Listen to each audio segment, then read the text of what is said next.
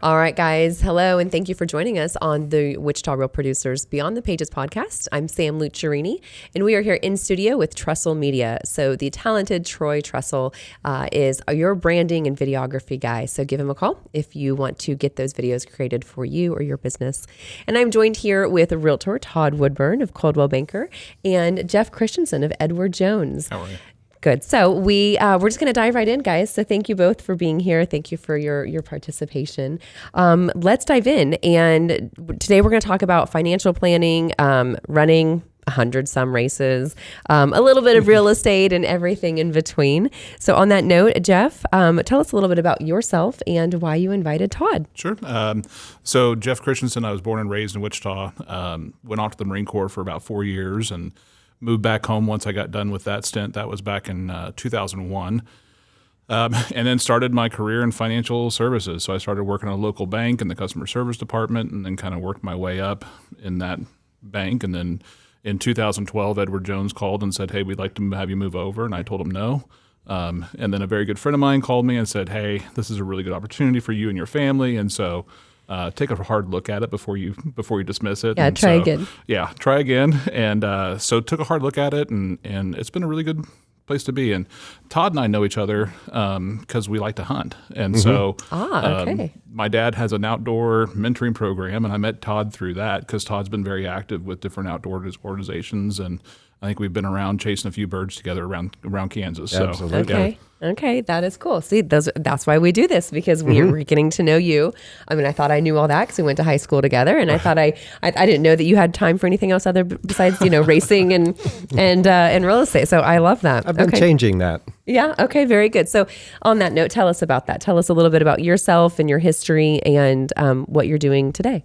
I actually started in the restaurant business. Okay. In the restaurant business, had a restaurant for 13 years, worked 7 days a week, ridiculous hours, right? 100-hour weeks. Yeah, that's a tough industry. So I moved to the real estate industry where I could only have to work 80 hours a week.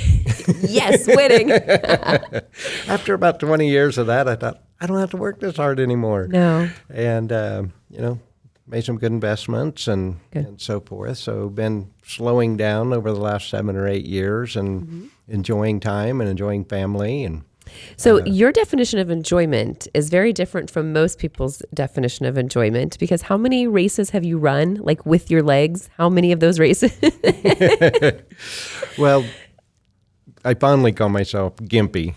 So if you hear anybody call me gimpy, they're not being disrespectful. I started it. Okay, all right. So had a motorcycle wreck, and after a number of reconstruction surgeries and so forth, my left leg is fused so it doesn't bend. So both my reconstruction surgeon and my trauma surgeon told me I'd never run again. Well, I had just started running because I got into mid-40s age, and the only way to keep weight off was start running, and I hated it.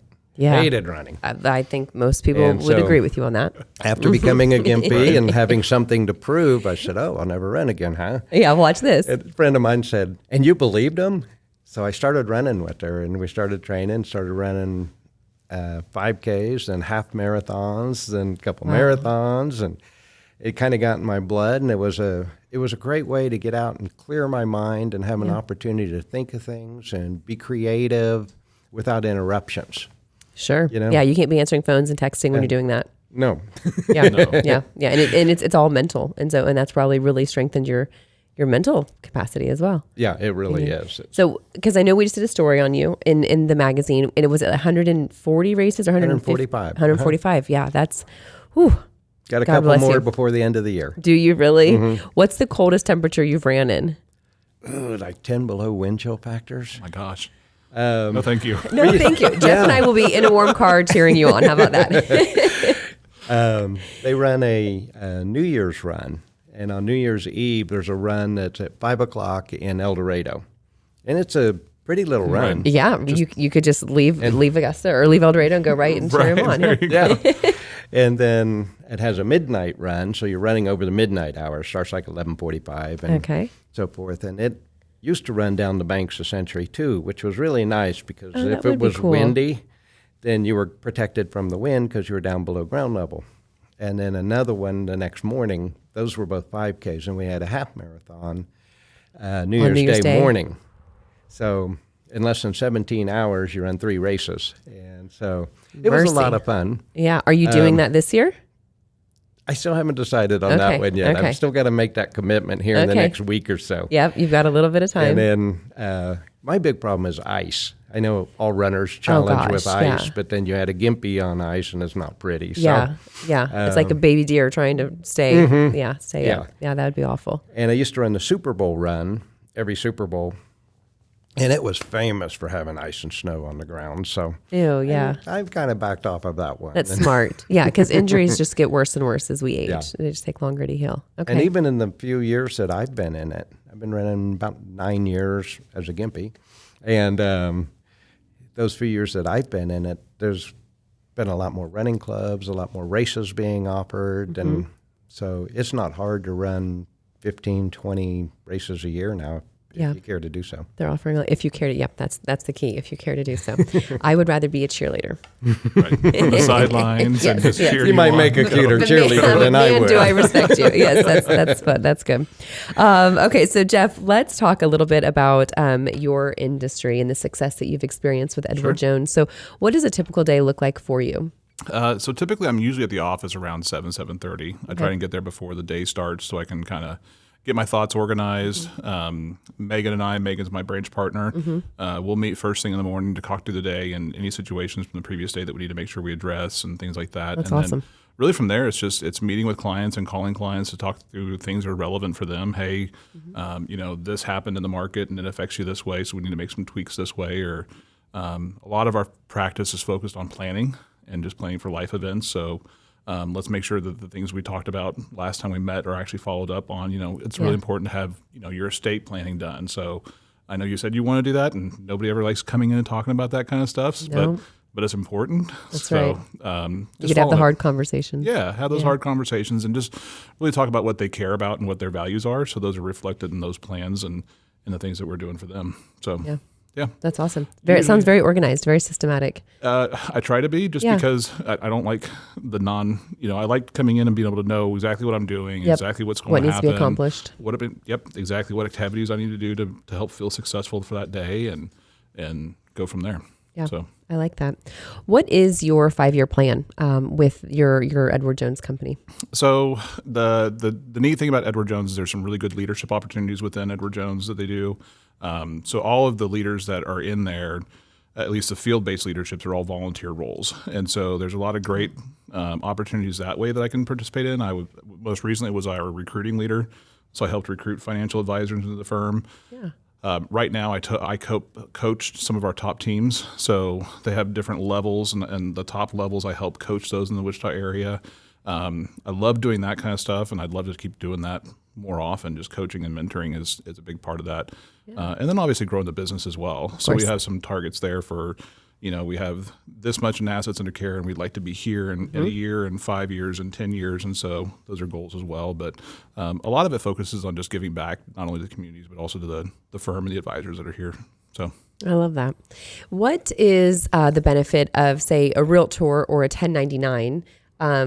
What are the benefits or the things that set you apart? Why should they consider you? Why look at me? Yes. So financial advisors are kind of like real estate. There's a lot of us that are around, and I think it gets difficult to differentiate yourself. When I'm talking to clients, I usually say, find somebody that you know and you can trust, that you feel comfortable with, that's very candid with you about things. I think being very open about how your systems and processes work for how you work together is very important. And also understanding exactly how that person's paid is also really important too, because you need to understand how the compensation model works, just so that way you can understand, okay, is this person what to do with that? Right. Yeah. Is this lying with my interest, and is this person have my best interest at heart? There's a lot of things with fiduciary that's coming out, especially ever since best interest rule came out. That's really important. I think that's a great thing because it helps protect consumers. Edward Jones in general is a very conservative company, so we're going to err on the side of caution with a lot of things, which I think is great. Because a lot of people will appreciate that now. I think helping protect their interest and not, is Jeff trying to make his car payment that month, or does he really have my best interest at heart? So, right. You're not going to be talking about crypto and high stakes things. Sure, and that's appropriate for some people. Sure, but protecting that and really making sure that we're doing a good job of caring for those people and having their best interest at heart. There's a lot of checks and balances that are there too. there's a wholesaler that I work with, and I asked him just, who do you have your money with? And he said, well, mine has to stay with the company I work for. And I'm like, well, that makes sense. But he said, my family's money is all with Edward Jones. And I said, why? Because he works with everybody. He works with independents. He works with, the banks. And I said, why Edward Jones over all the other ones? He goes, I know you guys won't screw things up. Like there's so many systems and checks and processes in place that on the backside that the clients don't see. He goes, I know you guys won't screw things up. And I'm like, oh, well, that's kind of a reassuring thing for us. Like, can I get that in a testimonial? Yeah. Right. So, yeah. Okay. I like that. Thank you. Thank you for sharing. All right, Mr. Todd. So I know you were in the restaurant business for a while. And what was the reason that why real estate? There's a lot of other things that you could have gotten into. But what was the most attractive part of real estate? And then talk to us about you're unique in that you're not just doing residential. You're not just being, a broker. You're not just doing commercial. You're really doing a lot of these things. So talk to us a little bit more about that for those for the real estate agents that don't know about you and what you've done. Okay. Well, when I was in the restaurant business, I started running a property management business out the back door. It started by just helping some friends. I had a friend that got transferred to Amarillo, Texas. He had 11 rentals. He was, at the time, teaching me how to work on them and how to do the property management. And I started buying a couple. And so it kind of evolved to where it got to the point that I had to pick between one or the other. Yeah. I had to pick between the restaurant or the property management business. Well, the property management business was outside the same four walls every day. Where in the restaurant, you're in the same location all day long. Right. So I went for the property management. Well, at that time, interest rates were 18%. Yeah, the people real think estate, 7% is better. The real estate business was suffering. It was terrible. And the property management business, we were doing great. So when the real estate business turned around, I thought, well, I'll get my broker's license and I'll add a brokerage to my property management company. Which is interesting. People usually do it the reverse. Yes. Yeah. And so my grandmother was a realtor. She did fine homes. My father was a realtor, and he did commercial. So that's why I'm all mixed up. I do it all. That's great, though, because that's very rare. And it's rare for an agent to be able to do both well. Yes. Yes. But I had a lot of exposure, whole lifetime of exposure. Yes. It was back before MLS. It was back before the old-fashioned days. Yeah, any websites or anything like that. So my dad would trick us. He'd say, we're going to Dairy Queen, and he'd take us to Dairy Queen. That's a dad thing. But what he was really doing, he was looking for new listings and scouting for locations for particular clients. So I know that because child labor laws do not exist in an entrepreneurial family. My dad would take my brothers and I to the town west when it was still very flourishing and give us stacks of flyers and make us go blanket every single car in town west's parking lot. And he and my mom would drive around in the warm car and give us more flyers and keep an eye on us. Like, same thing. Like, he tricked us, but we probably were fed with food afterwards. Right. Yeah. Yes. Yeah. My mom, when she was in real estate, there was a thing where if we saw a for sale by owner, you could yell FSBO. And if it was one that she didn't know about, she would give us $1 for every FSBO we saw. And I mean, it's the same child labor laws. How do I help my kids get They don't involved? apply. But it's good. It's teaching us that hustle, and we don't even know that we're being taught that at the time. So, yes. Okay, sorry. That's hilarious. No. Yeah. So I stepped into the sales end in order to get my broker's license, and I enjoyed it so much that I sold the property management business and just stayed in the sales end. I couldn't be any more happy to sign a 2-year non-compete when I sold that business. Absolutely. Make it 20. I don't care. Property management is not for the faint of heart. That's something that I would never want to go back to either. So. And actually, I did go back to it. You did? Oh, no. For commercial or residential? For residential. Wow. I do actually residential. I don't have any commercial currently, but I also do management of farm and ranch, where I supervise farm and ranch properties for out-of-state owners to make sure they're not being overgrazed, fence lines are being kept up, and that the land tenant's doing what they're supposed to do as far as their agriculture interests. Very Kansas. Very Kansas of you. Yes. I love that. But then I started doing property management out of necessity. In Kansas, you do not have to be licensed to be a property manager. So there's a lot of abuses of residential, yes. And so there's a lot of abuses. Yeah, and so I started taking care of military and pastoral staff that have been transferred out of state or overseas. And so for years, that's what I limited it to. So I had 21 properties of my own. I do about 30 that are military or pastoral related and so forth, and just kept a small private company. But 51 properties will keep you busy enough. That's a lot of doors. So yeah, that's a lot of phone calls. Got to keep the phone charged. So yeah. Just enjoy all aspects of the real estate industry. And yeah, you truly do. I mean, there's the retail real estate, which most people are doing and the most people are familiar about. And then there's some of these ancillaries that a lot of people don't know about. So that probably keeps it more interesting for you. It does. Yeah. You're not doing the same boring thing.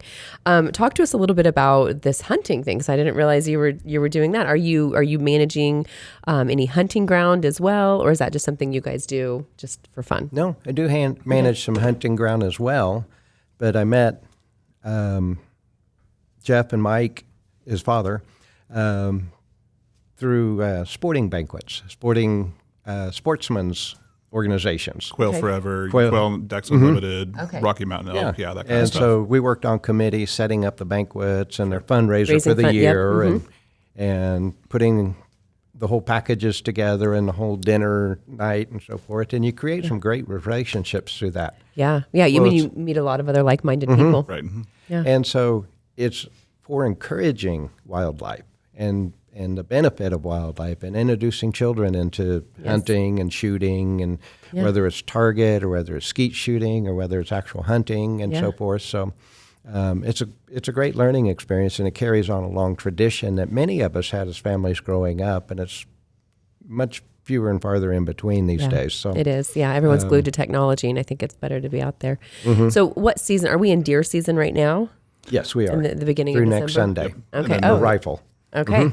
Yep. And then bows continued on through into December, and you got waterfowl, pheasant, or goose and duck is going on right now too, and pheasant and quail are open. So if you want to get outdoors, there's a lot of things you can do. So it's a little too cold, but thank you for that offer. You're walking the entire time. Yeah, you're moving around. Okay, so there's exercise, so that's interesting. Your wife and I could go and do that, and we would just be there for the walking. Right. We would be little snowmen bundled up. Okay, I got it.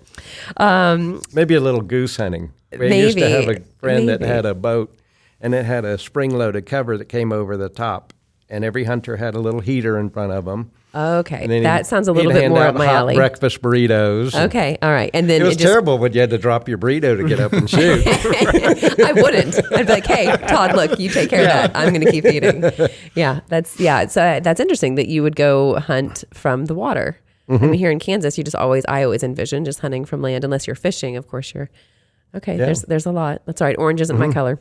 And we all had bird dogs, and that's very enjoyable. Yes, and that's the hunting true. too. And I would like that part of it. I would like the dogs. Watching the dogs work is really impressive. That would be cool. It's really neat. And training them, that would be really neat.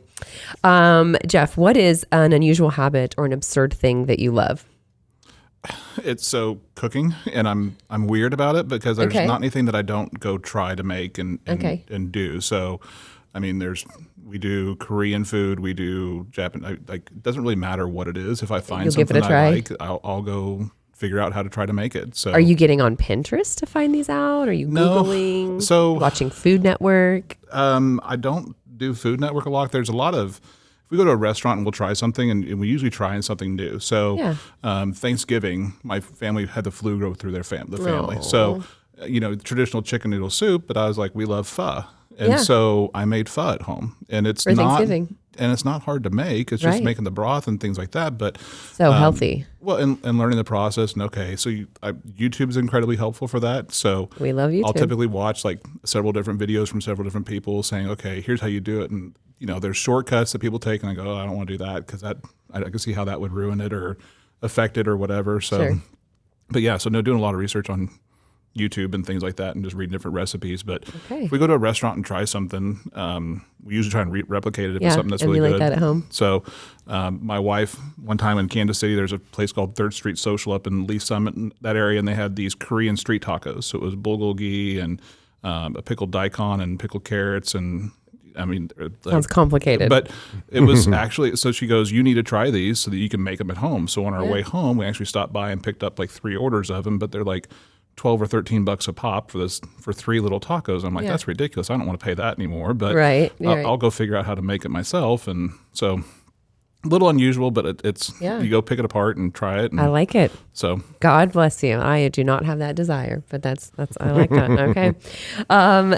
Todd, what purchase of $100 or less have you made that's just been so profound or just been really valuable? Does anything come to mind? Actually, I have two. Okay. Yes, I love this. Let's The hear very it. first one was back in 2006. Okay. I was a brand new realtor. Okay. We had dot matrix printers, so I'm dating myself. Okay. Which was a black and white, and it had multiple dots to make your figures and so forth like Okay. that. So most of our audience probably doesn't know what a dot matrix is. Yeah.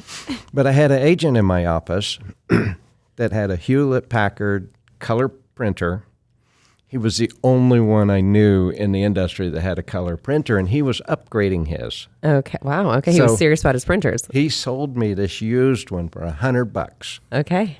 And that released the creativity and the marketing and my presentations and so forth so many times over by Yeah. having a color printer. I mean, even the big real estate offices didn't have color printers back then. That is awesome. And I bet so- you were buying a lot of ink. I was buying a lot of ink. Yes, and it was Small ridiculously fortune. expensive Yes. back then. Yes, it was. Yep. My second one would have been $99. Okay. And that was my RPAC contribution. My very first Oh, RPAC yes. contribution was $99, and to realize what the Realtor Political Action Committee really does for our industry. It's like insurance and business planning and Yeah, financial they have our planning back. for our industry. And so it started with a $99, and it led to I get this pin. Yes. yes, Hall of Fame. Okay. And what does that mean? What does that mean? You've contributed a certain amount for a certain Yeah. amount of Yeah. time. I'm almost to $50,000 on contributions That's now amazing. for RPAC. Well, It all thank started you. with a $99. Thank you for having our back. I love that. So, yes. Very good. Jeff, any fun purchases of 100 or less? I mean, you're the financial guy, so I bet you're definitely always paying attention to. well, I mean, there's Money stocks, spent. but honestly, the I think so. It goes back to my hobby of cooking and stuff like that. Yeah. It's just a really good chef's knife, and so cast iron pan and a good chef's knife. I think Yes. those are going to last you for forever. Yes. So.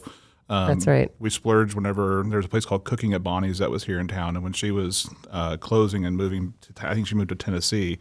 When she was closing, she had some Culinary Institute chef's knives that were on sale, and so we bought one. I think it was like $90 or something like that. So Yeah.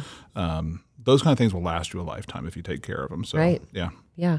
Yeah. I just recently bought a wok so that I could, because I am not a kitchen person. Anyone that knows me knows that I'm not. But I'm mastering fried rice, and that's been That's a challenge, like to get it to taste like you get It's- from wherever you get it locally. That's right, that's right. Emperor's Well, or wherever. thanks. Yep. Yeah. Thanks to some people that have taught me, then that's going better. Yeah. Okay. I like that. All right, Todd, let's see. What is, I guess this is the really important question here with business, and then we can go have some fun questions, but how would you describe our market today? I usually tell people to give us one word, but let's scratch that because I know you've got so much experience and expertise, but you've been through some ups and the downs. This is cyclical. We're urging people not to watch and pay attention to national media because it has nothing to do with the Wichita housing market. Absolutely. But talk to us about what you're seeing, what you have experienced, and what your prediction is for the future, if you'd like to share. I think the one word is opportunity. I like that. You know, back in 2009, 2010, our market crashed in 2008, and it was one of the worst crashes that we've ever seen. Worst crash I've ever seen in my lifetime. So I don't think that we're going to head into the downturn. Yeah, it's not nearly as then. bad. That was due to mainly careless lending and other things. We've scandals. overcome that. Yes. We still have a housing shortage, especially in Wichita, Kansas. So I think it's going to be opportunity, getting back to the basics, doing the things and taking care of the people. My philosophy from beginning was, pardon me, take good care of the people. Everything else will take care of It'll itself. fall into place. Don't worry about that next paycheck, the next closing. Take good care of the people and everything will happen. Yes. 2009, 2010, I was hiring agents that were extremely successful. And I remember other agents coming to him saying, "What are you doing?" Well, all they were doing was the basics that they were learning at that particular time, and they were exercising what they learned. Yeah. The older agents that were asking them, "What are you doing?" never returned back to the basics. So they saw great volumes drop off. Mm-hmm. And I remember one time had an agent that asked one of the new ones and said, "What are you doing in this terrible market?" And he goes, "Oh my gosh, nobody told me it was a terrible market." That's beautiful. Yeah. I mean, it is all about mindset and perspective. And I love that you've got the positive outlook on that. I mean, you're a very optimistic person naturally, I believe, but I do think that the strong will survive. We get back to the foundations. And I assume that some of this would apply even to the financial industry, is getting back to the basics. And we want to, our brains want to complicate things. We want to make it much more scary or much more complicated than it really is. So I think that's a great reminder. I mean, it's a good reminder for me even to hear that. I can give every agent out there the golden rule to be successful in real estate, and that's build your book of contacts. Mm-hmm. If you add 5 contacts a day, 5 days a week into your book of business, that's 100 a month. Yeah. And at 1,200 at the end of the year. Yeah. It's incredible. Yeah. And then you look at 3 years, 5 years, 10 years. Yeah. You better choose a good CRM to start with, a good process so that you don't have to redo that. Our top 15% are doing 85% of the business. And the reason that they are is they have a book of business. They have a contact platform, and they have a plan. And they're exercising that. Yep. Most agents, they know to ride the waves. Yeah. Most agents react. Oh, the phone rang. Oh, the phone's not ringing, and so forth. So, but if you reach out, and it's so enjoyable. You know, I used to say, oh my gosh, I got to make 5 phone calls today. And I'd get off the phone and I thought, man, that was so much fun. Yeah, I got to really talk to 5 wonderful people, Yep. people that I really enjoyed. Yeah, and if you still find that you're not enjoying it, then you should reevaluate if you're in the right Absolutely, career. You may not be in the right industry. That's right, yeah. If you can't go out there and talk to people and strangers in lines and elevators and grocery stores and what have you, or FSBOs, you know, then you might not be in the right industry. But we might see a little bit of a drop off with, I think, our Realtor members. But I think that, that's the attrition. That's the way that it goes. Yeah. There'll be another spike in a couple of years. We'll just sit back here and wait, because one day it's going to be a buyer's market again. And that will be exciting. We know this is a winter. After every winter, there's a spring. It's guaranteed. Until all of us quit breathing simultaneously, there's going to be a spring following this winter. Absolutely. So for people to not get out of that, or to be able to get out of that fear mindset and look at it as an opportunity. And we have so much going on, so many new technologies and so forth. That we didn't have back in 2008, 9, and 10. Absolutely. Yeah. So it doesn't make it difficult. It makes it very easy. I mean, I can do client contacts from the beach. I can do it from the mountains. Yes. You know, I can love do it that. from Wichita, Kansas. Yep. But I can do it from anywhere. Yes. And you can do it without interruption. Yep. So, if you so choose. I like that. Okay. Let's see here. Let's get into a couple of fun questions. This is always a little bit enlightening to learn a little bit more about you guys.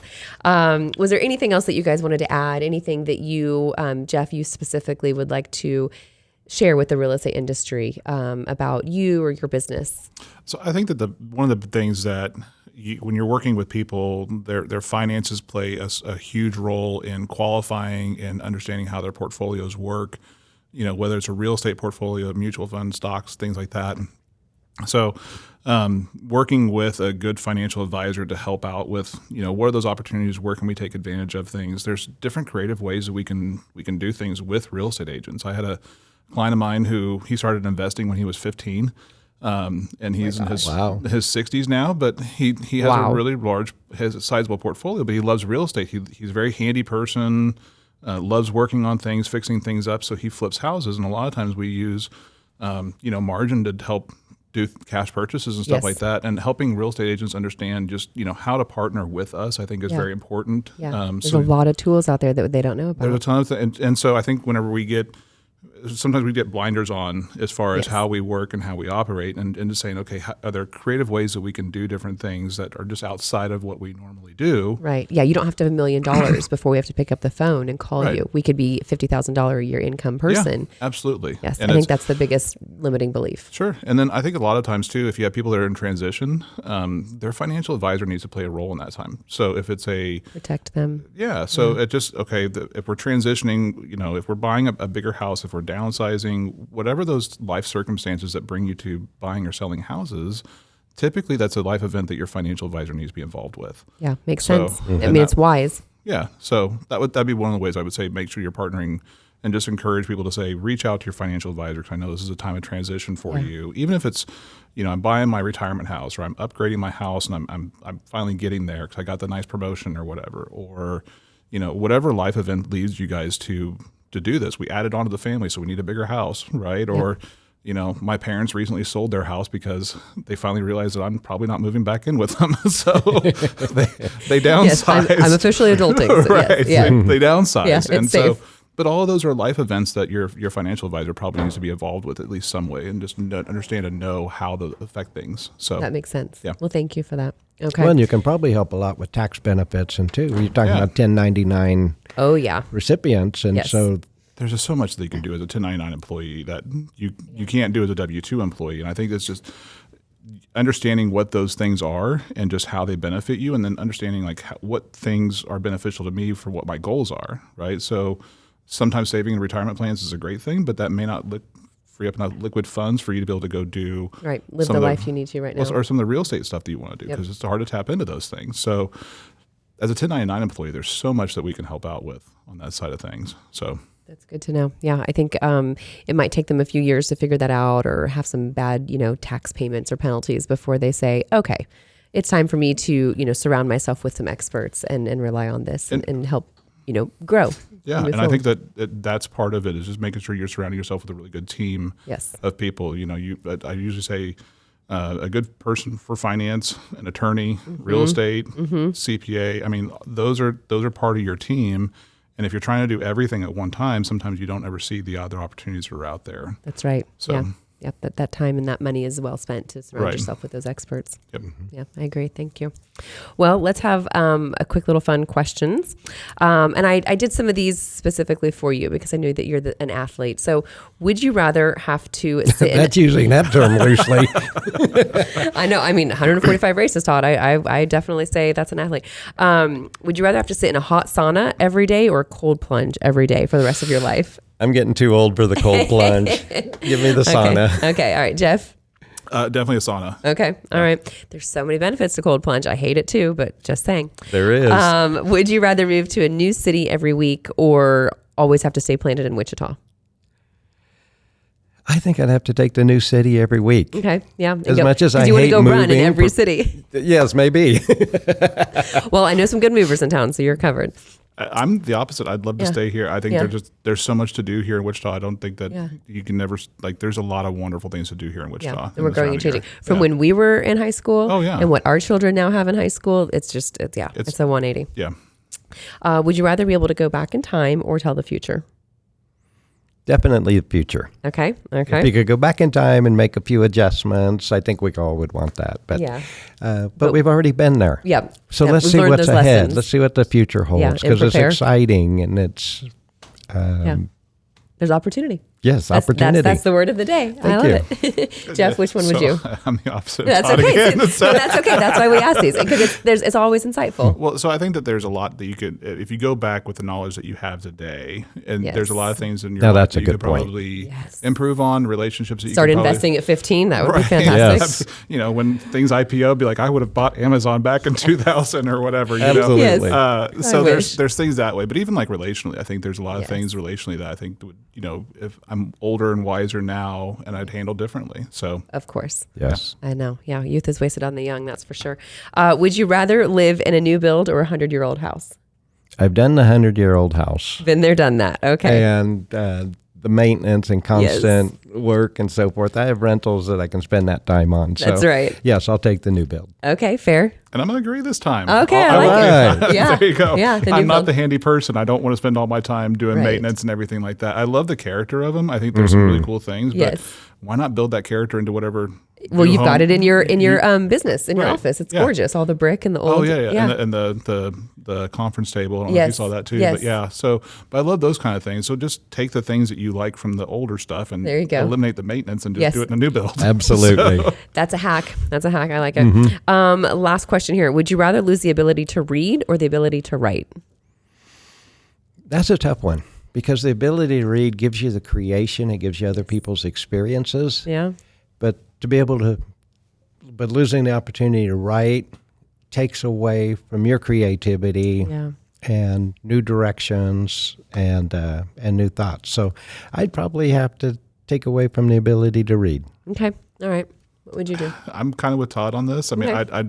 the communication that you can do, I think of just different notes and stuff like that I've gotten and send to different people over the years, and there's stuff that we hang on to. There's a little card in my. It was written on the back of a Jiffy Lube reminder of like, "Hey, come in for your oil change." But my wife said, "I love you" on there, and it's still in my truck. So I mean, we hold on to those kind of things. Yeah, I think that's impactful. So yeah, I know. I mean, I wrote my mother's handwriting on my finger. Yeah. So that's good. Well, thank you, gentlemen. I appreciate the time. Thank you for your participation. Yes, it was fun. It's been a lot of fun. So that's a wrap here with the Wichita Real Producers Beyond the Pages podcast with Todd Woodburn and with Jeff Christensen. We'll see you soon.